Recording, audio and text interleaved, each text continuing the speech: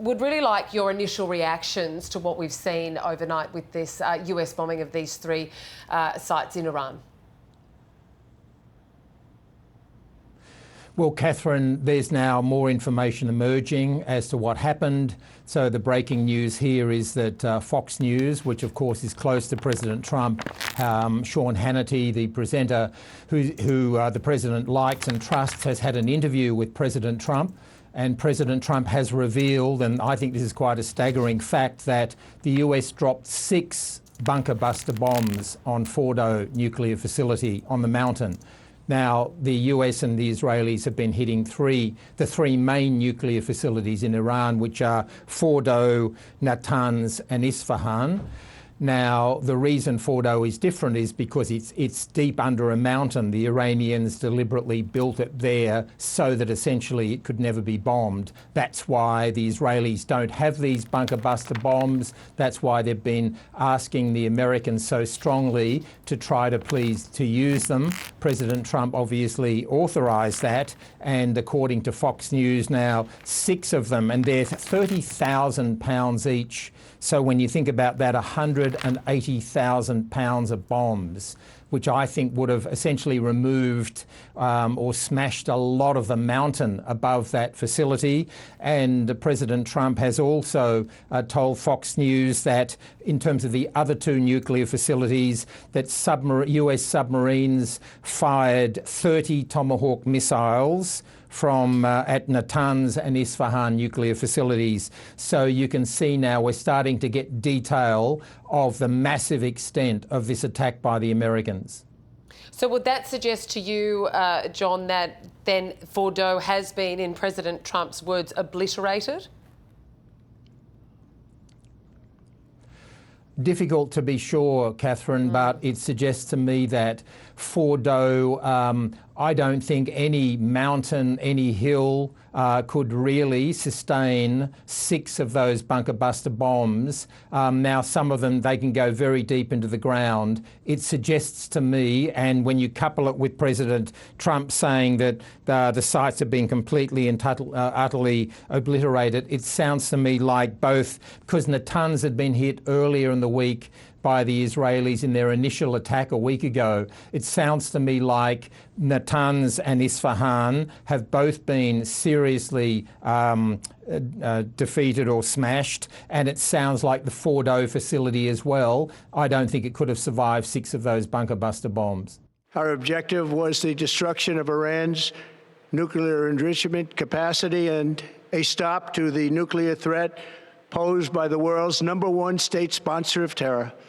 Tonight, I can report to the world that the strikes were a spectacular military success.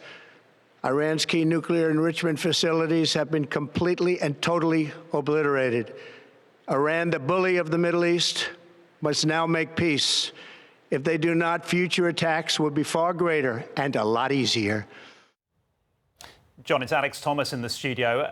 That was a typical Donald Trump address, wasn't it? How has it gone down politically in terms of what is an unusual action from a president who said he wasn't going to take America into a foreign war? Well, Alex, they're a part of the MAGA purists like Tucker Carlson and Steve Bannon. In fact, Steve Bannon had lunch with the president a few days ago and urged him not to launch any military attack on Iran on the basis that the pure Trump ideology was that we would withdraw from foreign wars. You said that you would end them, not go into them. And so I think that there'll be that part of the MAGA base who resist it. But look, Donald Trump's one of the most persuasive politicians of our time, and I think he will take his supporters with him by arguing that essentially he has reduced a nuclear threat not just to Israel, but he will argue, I think, to the world. The other really interesting thing about this is that when you see just how hand in glove the Israelis and the Americans have operated, that's not a surprise given the closeness of the two countries. But only a week ago, you'll remember, President Trump said that he had warned the Israeli Prime Minister Benjamin Netanyahu not to attack Iran because it would lead to a massive conflict. it appears now that's pretty clearly that was a ruse. That was designed to make the Republican Guard and others in Tehran relax until there were talks with the Americans, and the Israelis took them by surprise. Some of the Republican Guard commanders who the Israelis killed a week ago normally would not be in their apartments. If there's a time of high stress or alert, they would go into their bunkers and their various hideouts. But they were in their apartments, assuming that nothing would happen because the President of the United States had said that would lead to a massive conflict. And yet again, I was at the press briefing only 2 days ago at the White House, where Caroline Leavitt read a statement from President Trump saying that he wanted 2 weeks to consider any diplomatic options. Clearly, yet again, that was a ruse, because within 12 hours, the president had ordered those bunker buster planes, the B-2s, the only planes, we can see them now, that can deliver these bunker buster bombs, had ordered them to leave Missouri, where they are headquartered, and to fly to Guam to be refueled, and then to make the trip to Iran to make this attack. So yet again, it appears both Israel and the United States, certainly the US, fed out false information twice to essentially maximise the benefit of the military attack. John, do you think this goes to President Trump's frustration with a lack of progress sometimes when it comes to these global political debates? We've heard his rhetoric when it came to the Russia-Ukraine conflict, and how frustrated he's got that he's not been able to do a deal with President Putin as he promised quite early on. And here it seems again that he didn't want to be dragged into long negotiations. He's just been very decisive. Well, he did promise, of course, he'd end the Ukraine war within 24 hours. He suggested he could end the war in Gaza. Both of those are much worse now than when President Trump took over. President Putin has been escalating his attacks on civilians, and likewise, Prime Minister Netanyahu. Israel has killed many children and women since President Trump took over in their bombings of Gaza. Now, one thing that I think would have registered in President Trump's mind was about 2 weeks ago, a journalist at the press briefing asked him, because he was back and forward on tariffs. He was, yes, one day tariffs, and then the next day there's no tariffs.